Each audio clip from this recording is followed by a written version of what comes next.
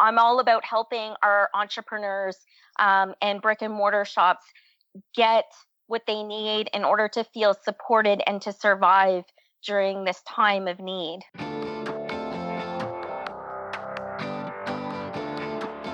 Hey, my name is Felix Tia. I'm the host of Shopify Masters, a weekly podcast powered by Shopify, the easiest way to sell online, in person, and anywhere in between. Each week, we invite entrepreneurs like you to share what they've learned growing success with e-commerce businesses.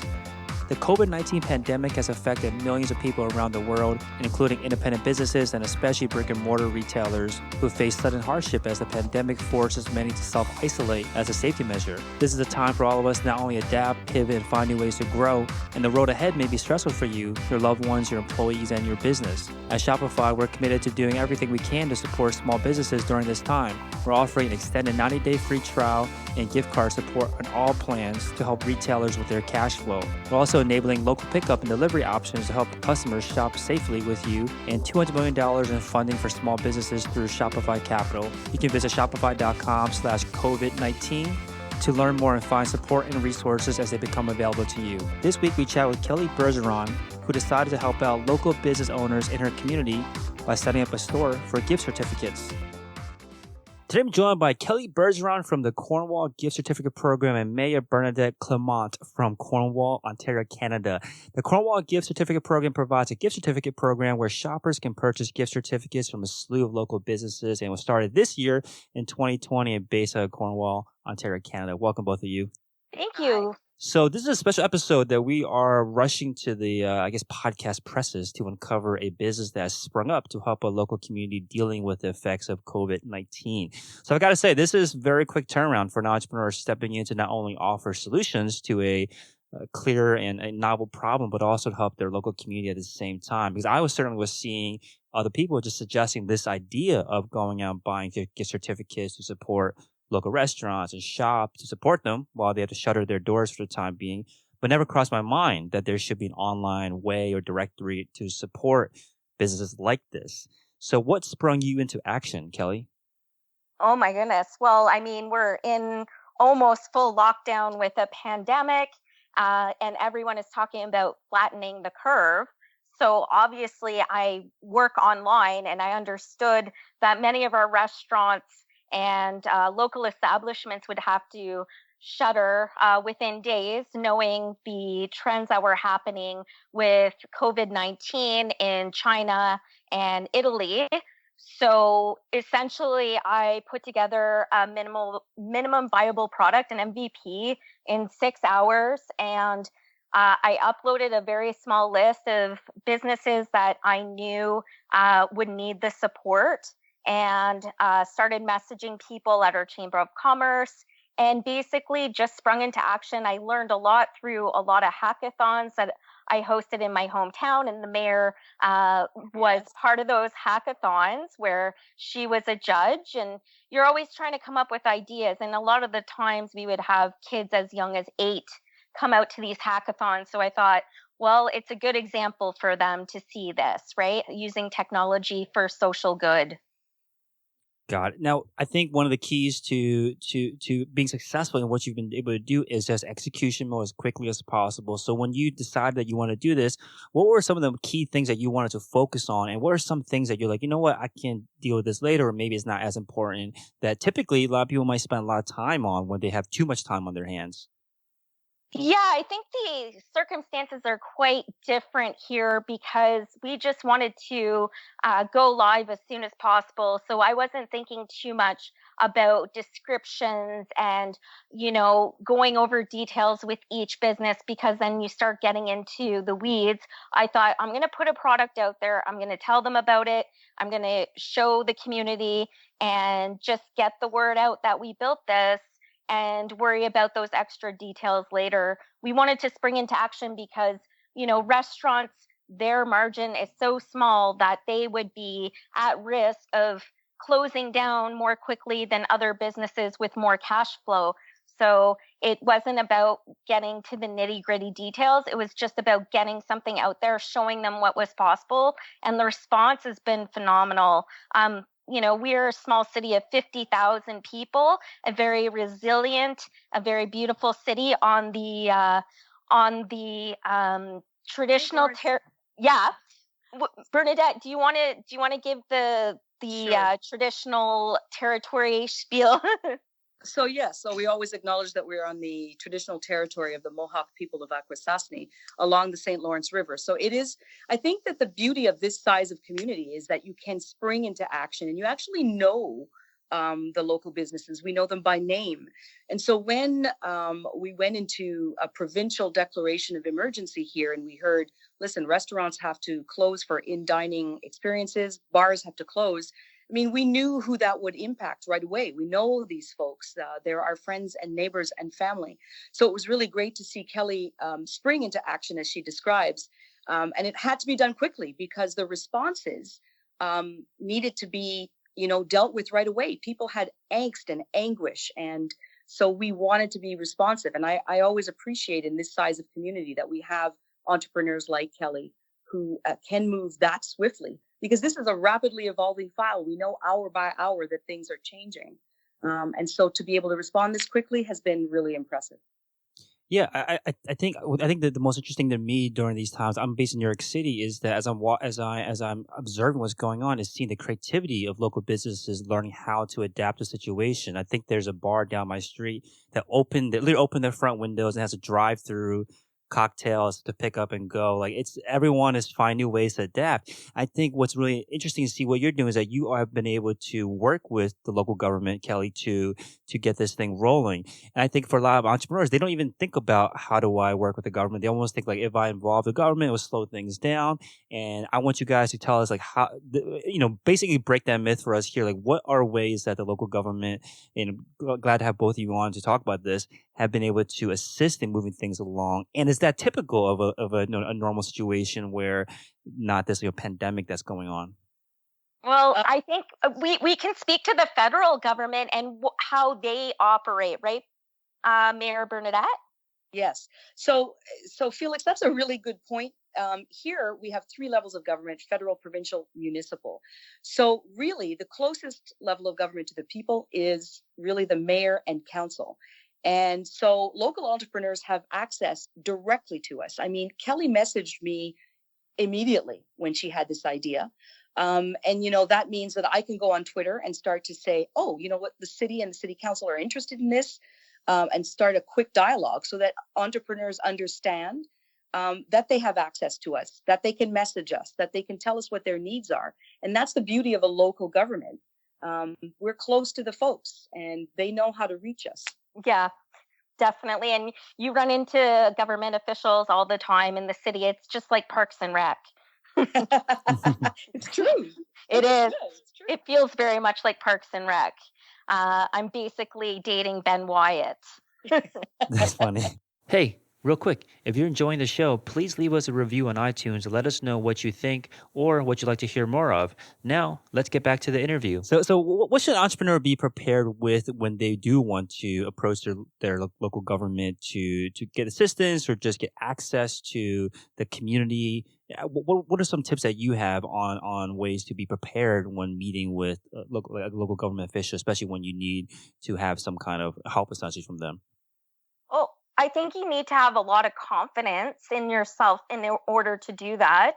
And you need to be able to own your ideas. So, a lot of the times, I mean, I just made a presentation to council about 2 months ago about city urban design, placemaking, and how art in the city is so important. And I know, I mean, I've only been here for 4 years. I had moved away for 20 years and I moved from San Francisco back to my hometown. So it took me a while to build up those relationships and that trust. But you definitely have to build up trust. Like you can't just go in and be like, I'm going to take over and I have all these ideas and you have to listen to me. You have to show people that there's a good trust there and that you're not out in it for money. And so this platform is not a business to me. It's a social enterprise. I'm not taking a cut of anything. I'm all about helping our entrepreneurs and brick and mortar shops get what they need in order to feel supported and to survive during this time of need.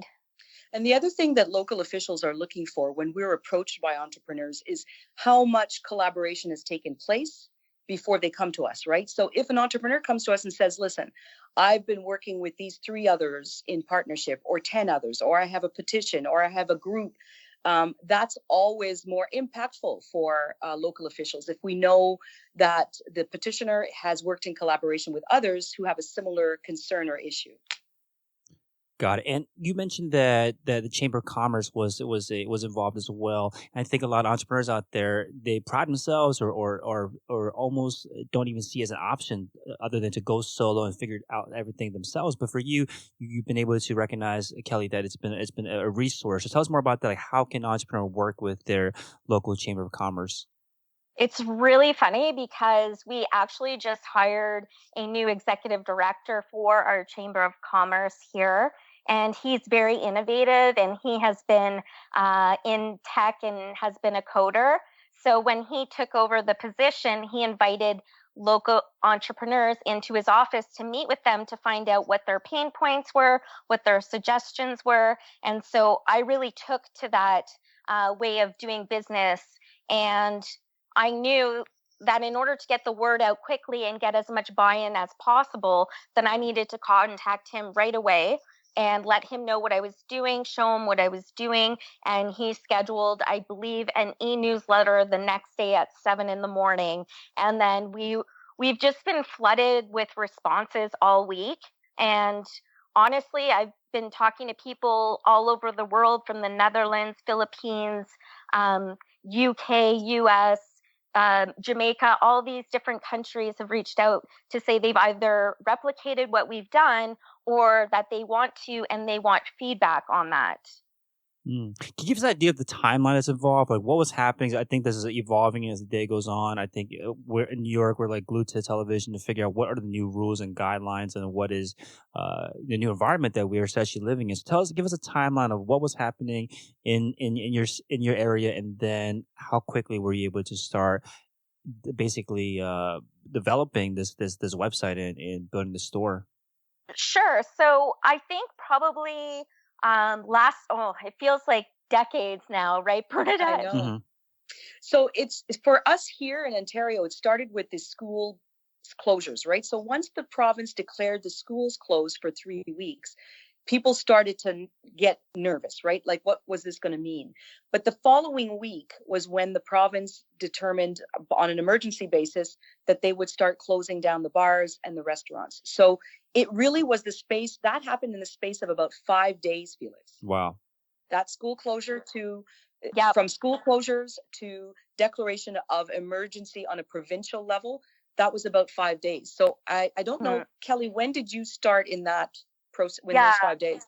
So I remember being in the grocery store, I believe on the Thursday, and at 4 o'clock, people were lined up. Like, it was busy. And then my boyfriend's a local journalist, and he got a text saying that the schools were closing. And I thought, oh my God, this is gonna Right. start happening, and we got to move quickly. And I think that night I said to him, we need to like have a worldwide gift certificate platform, because we don't want people risking their health to go out into stores and restaurants, because this is going to get bad real soon if we don't stop and flatten the curve. So Exactly. and I sat on it for a couple days, and then one day I was on Facebook, which I don't really use for personal reasons, but there was a young lady who had shared, like, how can I support local business? I want to get a gift certificate. And everyone's like, whoa, don't go in, like, stay at home. And then that's when I said, I set up a Google spreadsheet, and I started sending it around and saying to local businesses, if you want to participate, say yes. If you don't, take your name off, but let's share this around and let's go. LFG, as they say sometimes, right? I don't know. I don't know. That's like a democratic thing, but That's funny. So you mentioned that there have been other communities out there that reached out to you that want to do the same thing, want feedback on the programs that they're rolling out. Can you walk us through a little more of the logistics that's involved? If someone out there is listening, they're inspired, they live in an area that is also being affected, I guess, everywhere now by COVID-19, and they want to do something similar. Give us like a step by step of the things that you have to start hitting, these milestones you have hit along the way that you hit along the way in order to successfully launch this. Sure. I would say, first of all, get your list together. Go to whomever you need to go to get a good list of businesses. I know all the businesses in town and knew who was still active and who wasn't, and kind of worked with that. Um, it's easier in a small town, I have to say. What Yes. we did do is I have a great friend. Her name is Chantal Tranche-Montaigne, and she is the Chief Creative Officer of Big Catch Communications. She went in and created a logo for us, and Yes. we decided to share the template with all whoever reaches out to us. We've set up a tab on the website that says start your own campaign.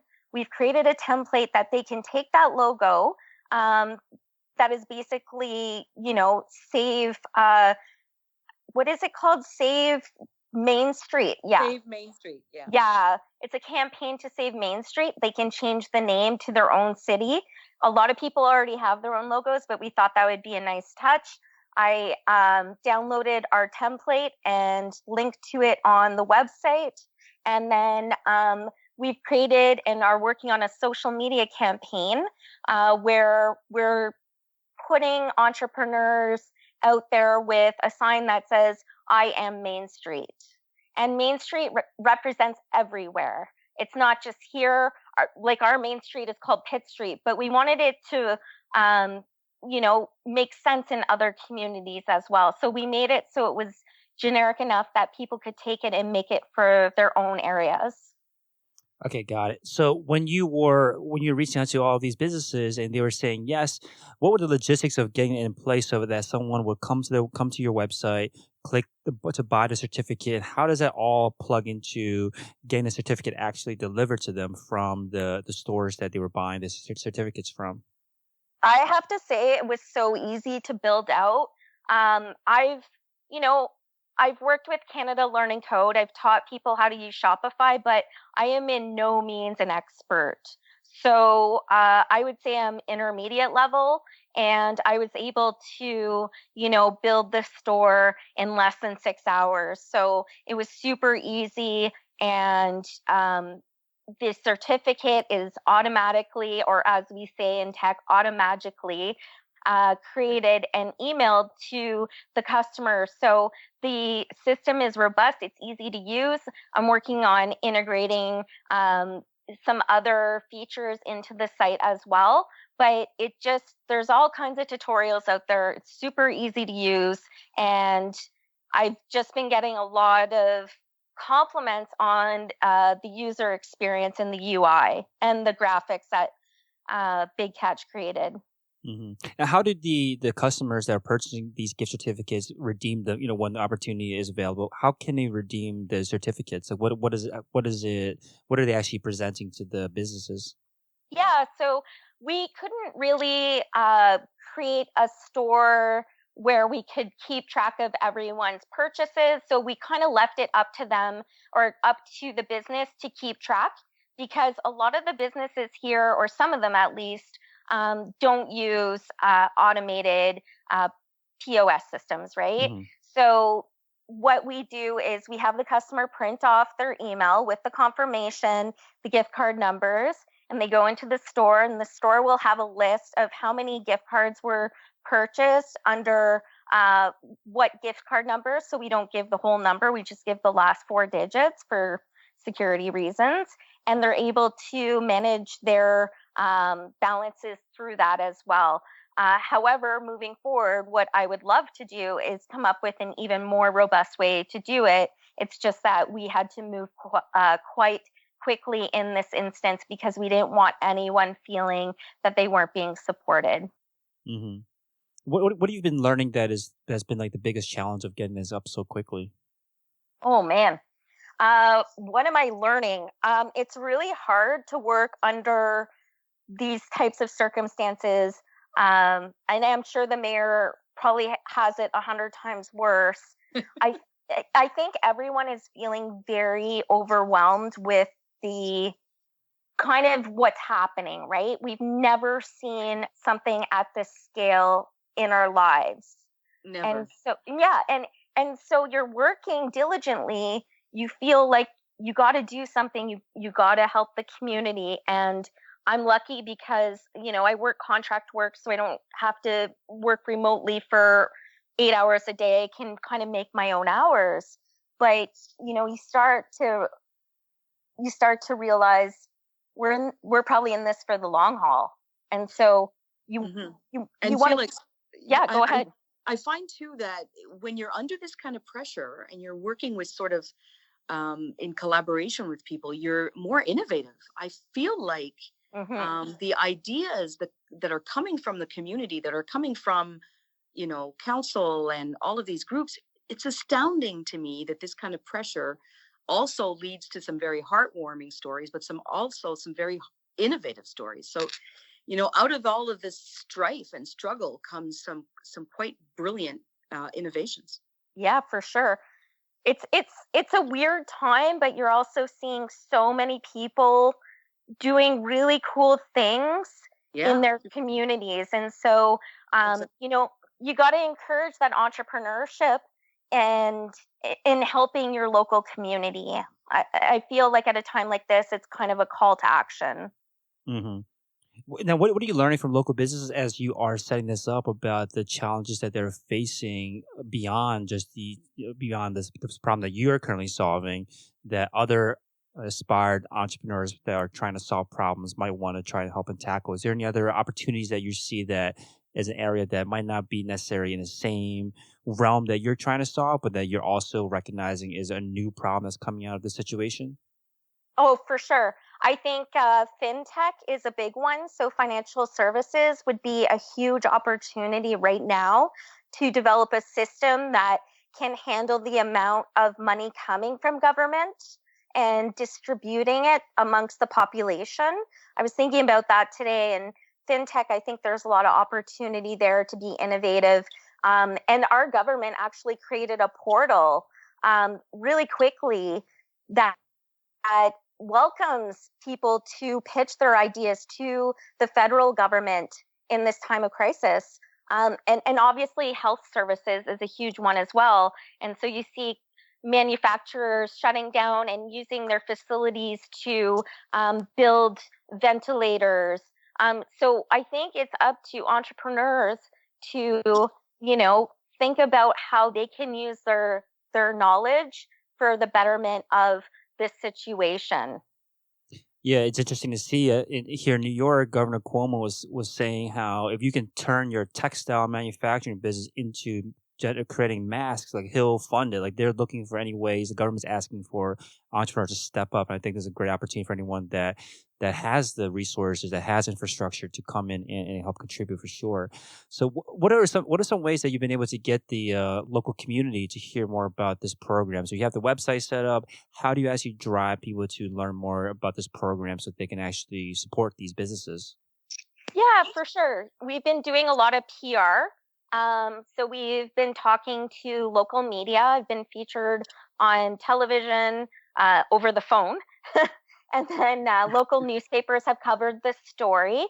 We've pushed it out on social media and, a lot through Twitter as well. I mean, through my channels as the mayor as well. Yep. So I also do Facebook Lives regularly and have been talking about that. So yeah, using also the elected official local government channels as well.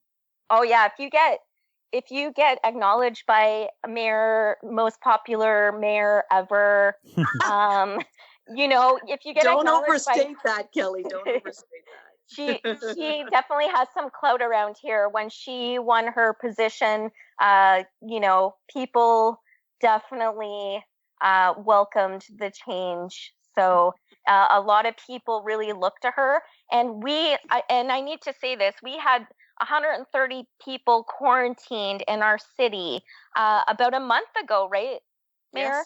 Yes. Yeah. Yes. And we had 130 people quarantined from one of the cruise lines.